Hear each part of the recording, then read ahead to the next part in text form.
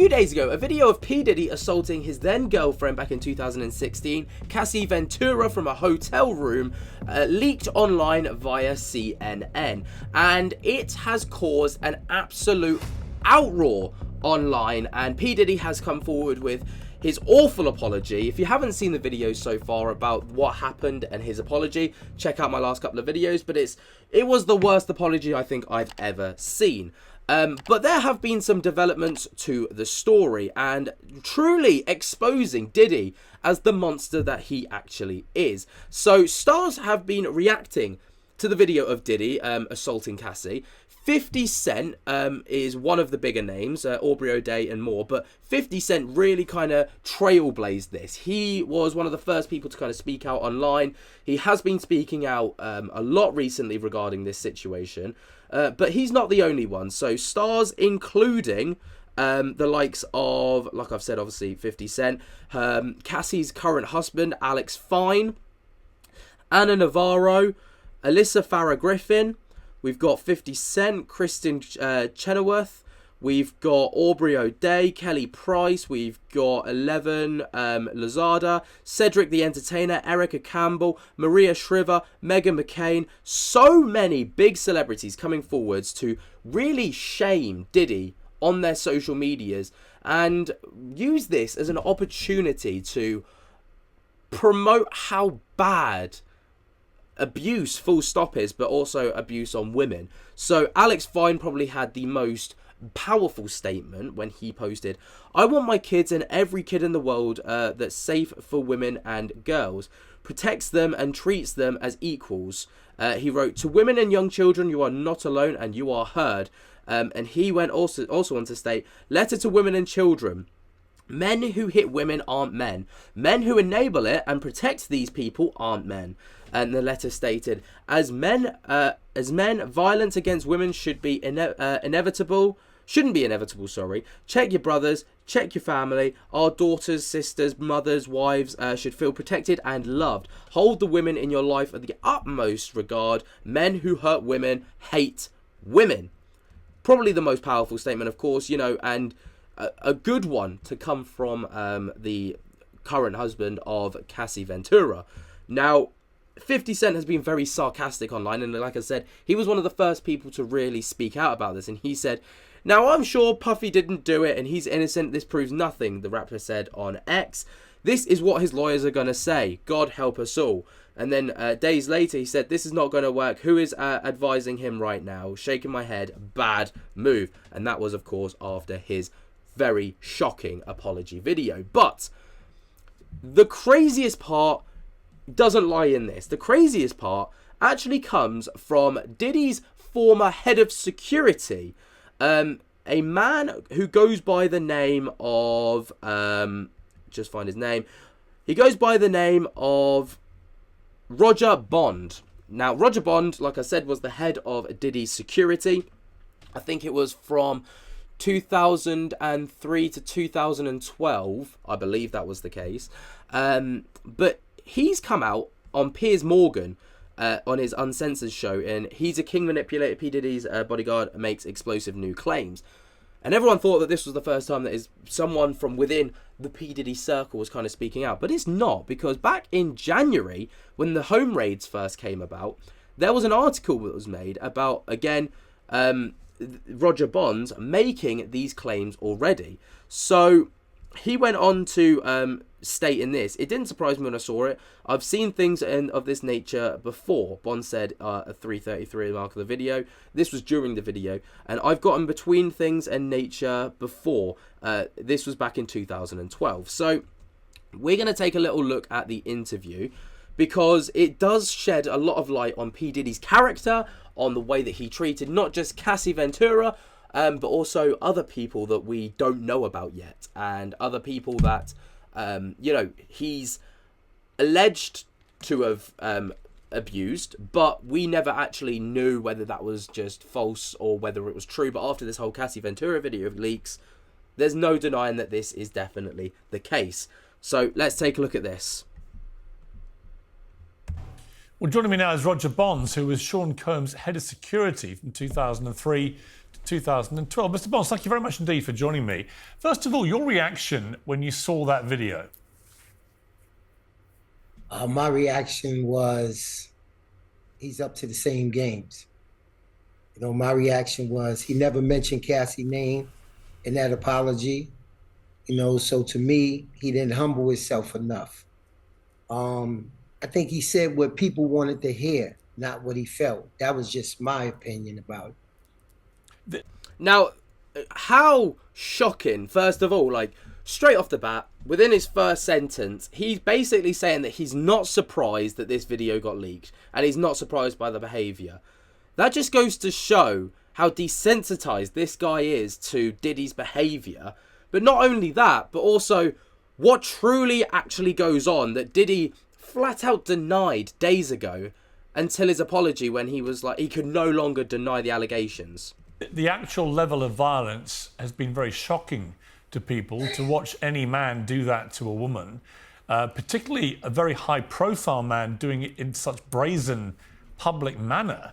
Now, I'm going to skip over this because the video to some people could be found as triggering, of course, and also I feel like it's a difficult watch, and for the sake of the video, I would rather keep that part out. But they just basically go on to talk about how brazen it is. Horrific. Didn't know, which Cassie said inside her complaint, that they gave her a copy of the footage also. You know what I'm saying? So when you go through life just paying your way out, I really feel like he wasn't sorry about that. Yeah, he might be sorry now. Now, there were questions about the security's kind of due diligence to this kind of case, and what most people don't know about this story, as I read about it last night, is after this incident, Cassie left the hotel, got in an Uber or a taxi or whatever, and left. She, with the intent of going, I don't know where, but she left. And thinking in the taxi, apparently, she thought that she was going to be in a lot more trouble with Diddy to have left. So she decided to turn around and actually go back to the hotel. At which point, when she went to the doors of the hotel, she was greeted by security who didn't allow her to go any further. They didn't allow her to go back to the room with Diddy because they'd seen the footage. They didn't allow her to leave at all. To go back in because they knew that basically to the words of the effect of, if you go back in there, he's going to kill you, basically. People don't really know that part of the story, but that was the kind of follow up to this video, which utterly horrific. He's sorry that he got caught. Absolutely. But if that was a one-time incident, then I would say accept his apology. But I think in that apology, he said what he thought people wanted to hear. Yeah. How many times did you personally witness him be violent towards women? Around 4 or 5 times. And was that all with Cassie, or was it Cassie and other women? I seen him with Cassie, and I seen him with Kim Porter, his kid's mother. That's horrific. Right, who's now sadly no longer with us. But what did you see him do? I've seen them get physical. I've seen him get really physical, grab him up. It was one time that Cassie mentioned inside her lawsuit where she said she had to go over to the London hotel. I was the one that was checking on her every day at the London hotel. You know what I'm saying? So I know that to be true. I seen them get into some wrestling and punching matches. And sometimes I felt like, what are you mad at? What are you upset about? Because it's a deeper anger when you hitting and punching a woman in that type of manner. And it's okay. It's understood if you have a problem with one woman and you seek things, but when you have a problem with every woman that you're dealing with, then I think that problem is inside of you. Now, I disagree. I think I understand what he's trying to say, but I don't think he's worded it particularly well there. With if he sees it doing it to one woman, he can understand if he's frustrated with that person. No matter how frustrated you are with anyone, let alone a woman, you do not hit them at all. Like, that's just common, practice. You hash it out. You have an argument at worst. You never get physical. You never get abusive. I don't think he intended that to come out in the way that it did. But, just got to clear that up, because he basically made it sound like it was okay to get physical with one person because he's got an issue with that one person. But I understand the sentiment at the same time with, the issue is definitely within Diddy. He's the one with the problem. What did you see him do with Kim Porter?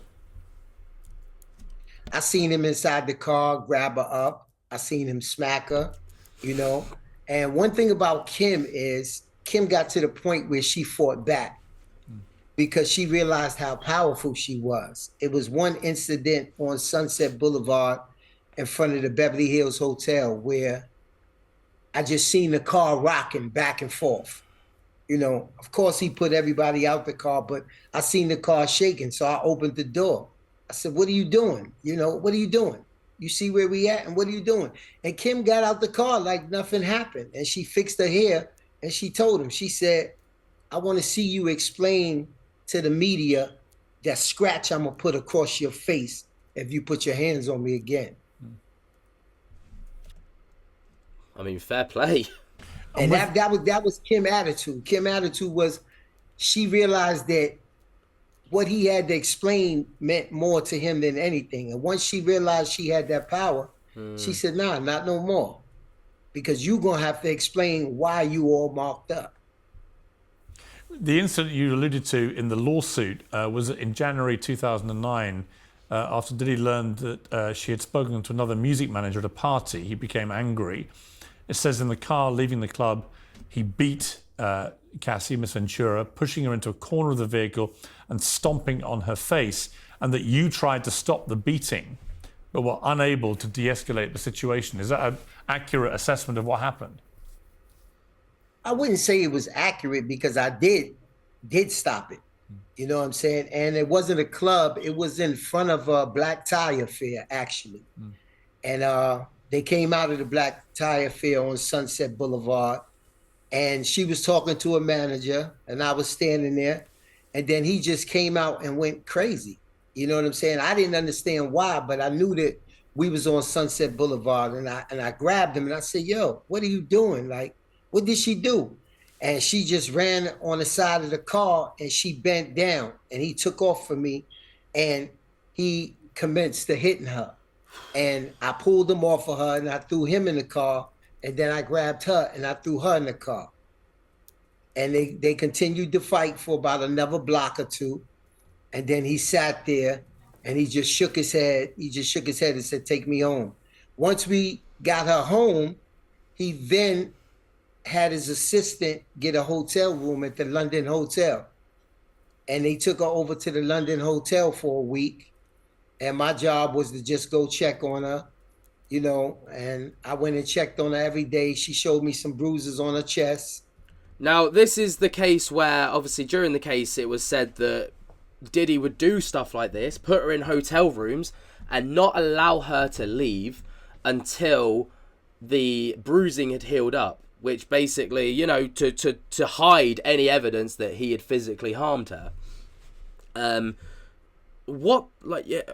just can't get my head around, I understand that this, maybe you in the comments can help me understand this, but I understand that this man's got a job. His job is head of security for Diddy. That's his career. But surely at some point you see this and you flag it with someone, even if it's anonymously, you flag it with someone and you say, so this isn't right. The authorities need to be involved with this, or help, something cynical and something bad is really going to happen, worse than what's already going on. I don't know, that would be where my head's at least. I would have probably sought out the authorities, but I don't know, maybe you can help me understand. And she showed me her eye and she just started crying. There are other parts of her lawsuit, which I want to just go through quickly with you to see whether you would concur with what she claims, that Diddy urged and supplied her to take drugs. Did you witness that? Well, I definitely witnessed that. Drugs was a regular thing there, for both of them. And I didn't have no idea that he was forcing her, though. But, that was the things that they would do, you know what I'm saying, partying. They would go to the hotel for the weekends. They would have, I guess, what they was calling the freak offs, I guess, But And they would just to give be us the clear on day that, off. sorry, just to be, I was asking about the freak offs are where it is alleged, and she alleges that Diddy forced her to have sex with other men as he filmed it. That is what a freak off is. Is that right? Yes, that's what they say it is. And do you believe that was happening regularly? Yes, I believe that. And do Yes, you I and do definitely you, and do you believe that. believe, as she says, that she was a completely unwilling participant in that he was manipulating the whole thing? When I look back, he's a king manipulator. He can manipulate anything and anyone. Money and power is what he's all about. You know, having conversations with him throughout the years, he has a God syndrome.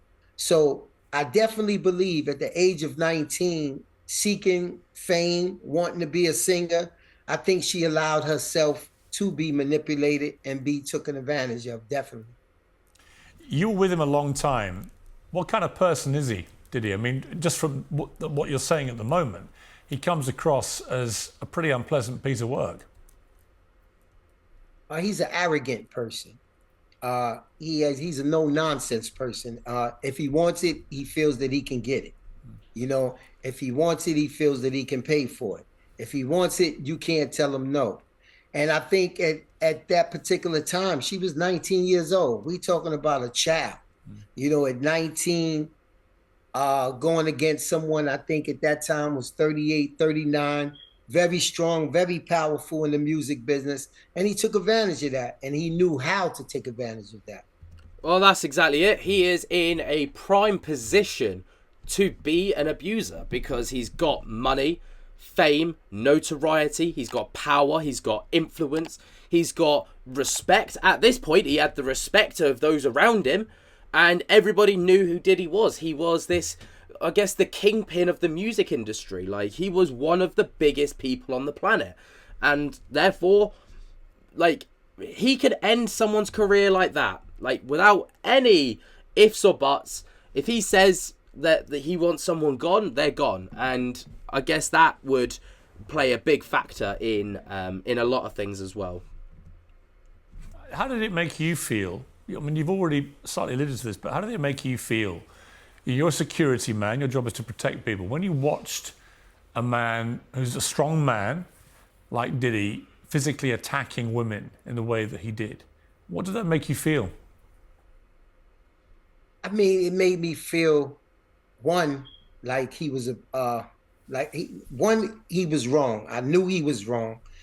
If it happened on my watch, I would get in between it, but I felt powerless because I couldn't get in between it if I wasn't there. I couldn't get in between it if you stay. And we've had conversations, you know. Me and Cassie had conversations. Me and Kim had conversations. And Kim was basically telling me, she said, Bonds, I got 4 of them. She said, I allow these things to happen as far as him messing around with girls and stuff like that. And she said, when I get tired of it, he's going to know. And Cassie, you got to a point where it's like you talking to your daughter. And I'm giving her advice, but Cassie was so scared that the advice that you would give her, she would go back and tell him. And that would make you not want to talk to her or give her advice or tell her what she should do, because she would go back and tell him. Maybe when she got high and they was alone, next thing you know, he would call you over the speaker and tell you to, yo, come to my room, come to my room. Why are you talking to my girl? Why are you talking to my girl? So a lot of people say, why did you stay? And I tell people, you know, me, myself, I was also manipulated. You know, he would also apologize to me like, yo, I don't know what's wrong with me. Yo, that's not going to happen again. You know what I'm saying? I'm going to do better. You know, you would see everything going all right for the next couple of weeks, for the next month or two. And then all of a sudden you would see him blow up again. Right. I now understand the previous statement that I made about why he didn't go anywhere. He was also manipulated, and actually that's not something I thought of initially. So yeah. Over something. Maybe she didn't want to go out. Maybe she didn't want to do something, and he would totally lose it. And it's been times that we even had conversations like, yo, why? What's wrong? and he'd get to the point where he would act like he was mad at you about it, so you would stop conversating about it. You know, he had ways to Wow. tell you, okay, enough is enough. Don't get in my business. And it made me feel like a helpless person, but at the same time, if I stay, I felt like I could help. But if I leave, who's gonna help her? It was plenty of people there. Why did she say my name? Because everybody else would turn a blind eye to it. There is She felt like he was the only thing in her life at that time that could protect her or be a safety blanket to a degree. I mean, I couldn't imagine what a scary and horrific position that must be for someone like Cassie Ventura, 19 years old, your partner's 39, one of the biggest names on the planet, has so much influence and power. You are then powerless because his word will always trump yours because everyone's turning a blind eye. So I'm not surprised that she turned to someone like him for comfort and support.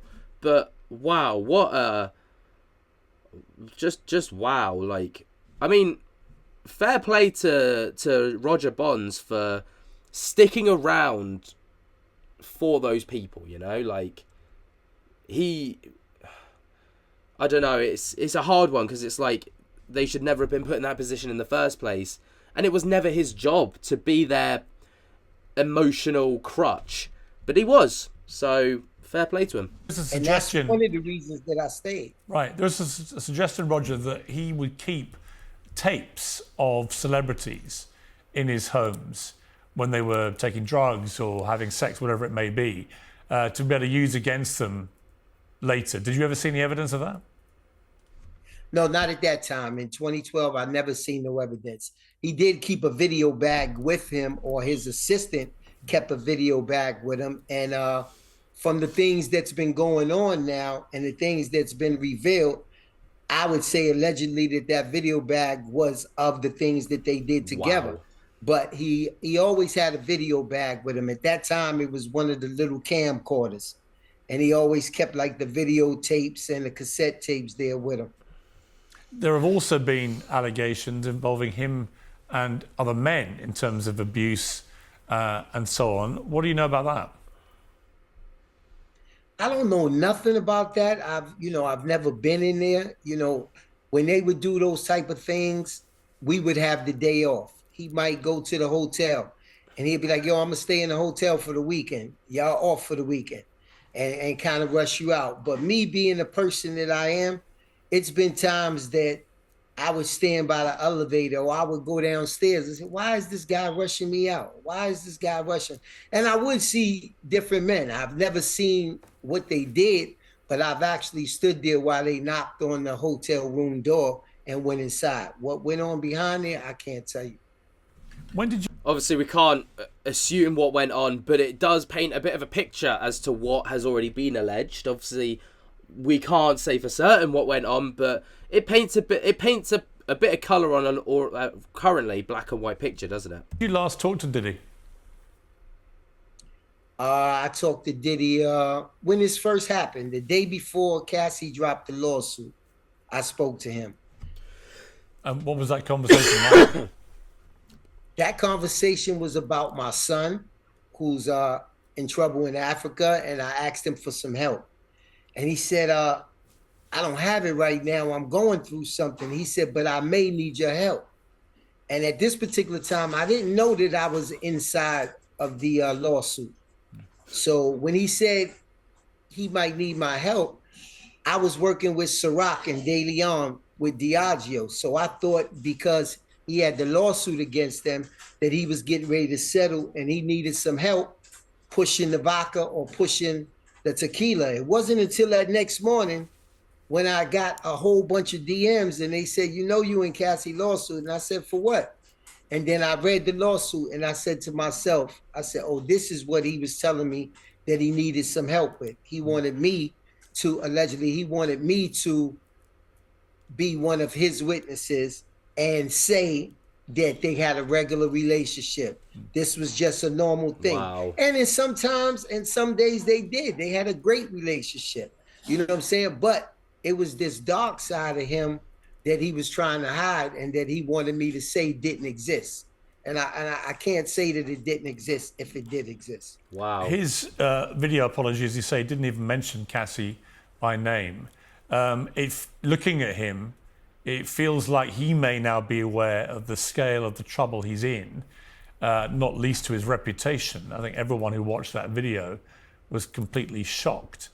Do you I mean, his reputation is down the toilet. Like, if it wasn't for the LA raids and all of the things that were already going on, this was the final nail in his career's coffin. It is shot to bits. It is over for Diddy.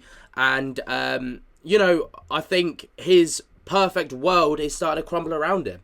Like, this, I think, is going to be the first of many videos, unfortunately, of Diddy doing these horrific things to come to light and claims. And I think there's going to be a lot of people come out of the shadows to really out Diddy and strike while the iron's hot. And rightfully so. They absolutely should.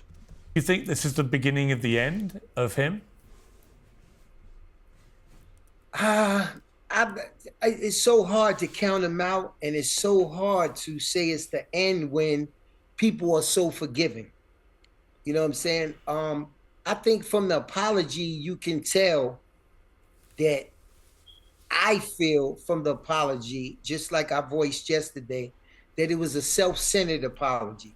I didn't see no tears. Nope. You know what I'm saying? I just seen something that people would feel that had to be done.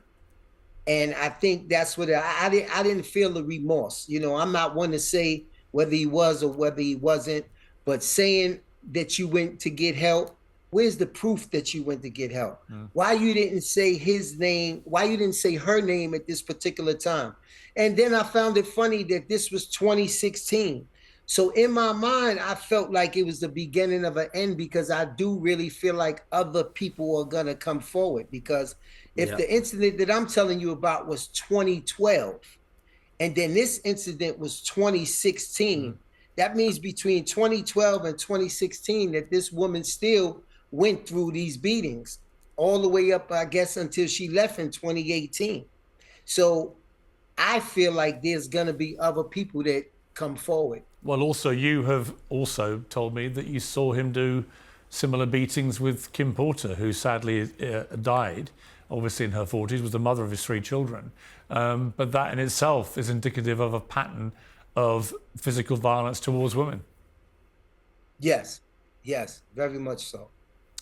Roger Bonds, it's been fascinating to talk to you. Thank you very much indeed. Now, I'm going to stop the interview there. It does continue on the Piers Morgan show, where they go through other legal implications and other verdicts and things like this. It's a very interesting show. I recommend you go and check out the rest of it. But this entire thing surely spells the end for Diddy. There is no coming back from this, and I really hope that Cassie Ventura's video from the hotel from 2016 is the start of an enormous avalanche of videos, evidence, proof, people coming forwards to speak out against Diddy and get their voices heard. I really hope that that's the case, and I hope that these people get the justice that they deserve.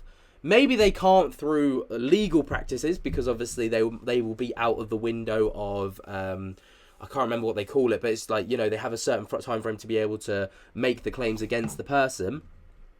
But in the sense of just watching Diddy crumble, I hope that it will never take back what happened, and it will never heal the wounds emotionally, physically, and mentally. But I hope it brings at least a little bit of a fuck you, Diddy, to these people. But what do you think? Let me know your thoughts and opinions down in the comments below. Yeah, I'll catch you in the next one. Peace.